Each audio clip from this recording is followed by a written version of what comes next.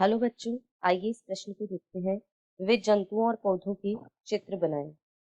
इस प्रश्न की जो मुख्य अवधारणा है मुख्य अवधारणा है वह है विभिन्न विभिन्न जंतु व पादप। तो यहाँ पर हम जंतु व कुछ मुख्य पादपों को देखेंगे।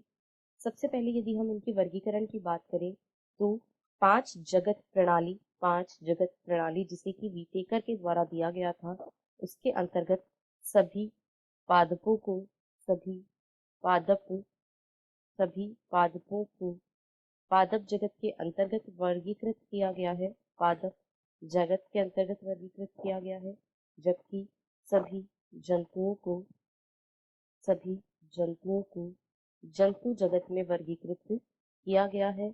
आगे इन्हीं अन्य कई वर्गों में वर्गीकृत किया गया है, जैसे पादप जगत शैवाल, ब्रायोफाइटा, टेरिडोफाइटा, जिम्नोस्पर्म, आवृत बीजी आदि तथा जंतुओं को विभिन्न संघों में वर्गीकृत किया गया है। हम यहाँ पर इनके कुछ मुख्य जंतु और पादपों के चित्रों को देखते हैं।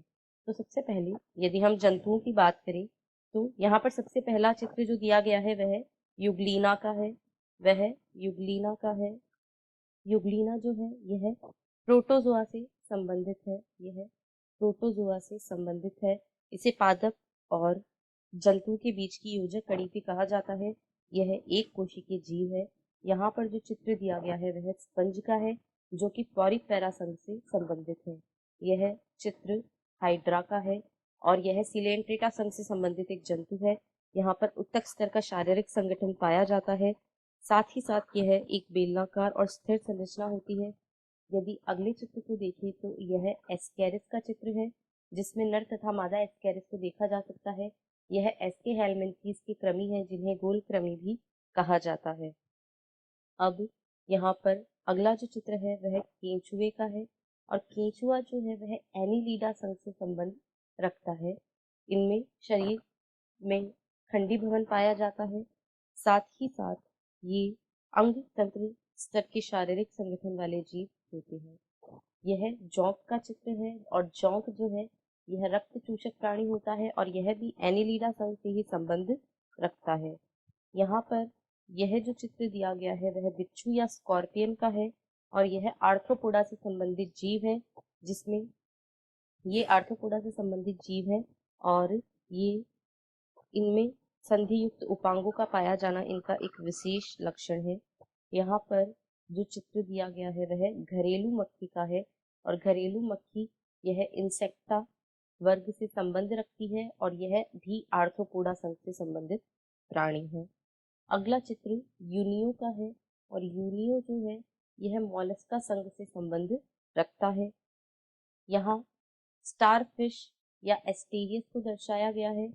स्टारफिश इकाइनोडर्मेटा संघ का एक जंतु है, और इसकी भुजाएं इसे एक तारे की आकृति प्रदान करती हैं।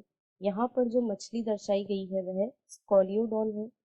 यह स्कॉलियोडॉन है और यह एक प्रकार की उपास्थल मछली होती है, कॉन्डिकथीज में शामिल की गई है। यहाँ पर हिप्पोकैम्पस है।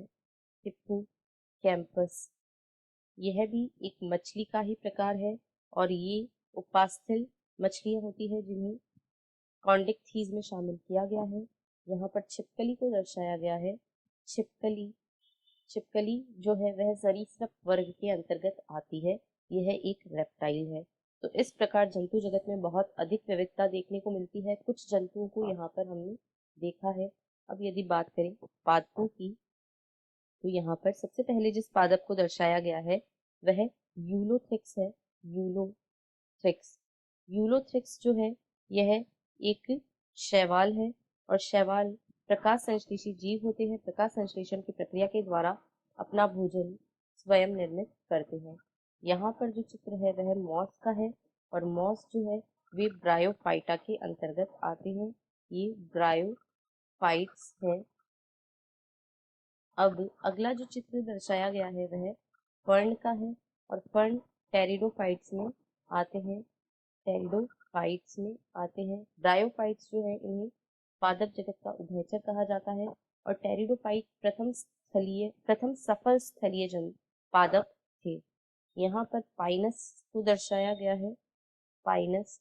और पाइनस जो है यह अनावृत बीजी या जिम्नोस्पर्म का एक उदाहरण है। यह अनावृत बीजी पादप या जिम्नोस्पर्म पादप का एक उदाहरण है। इस प्रकार हमने यहाँ प्रश्न में विभिन्न पादपों एवं जंतुओं के चित्रों को देखा। आशा है आपको प्रश्न समझ आया होगा। धन्यवाद।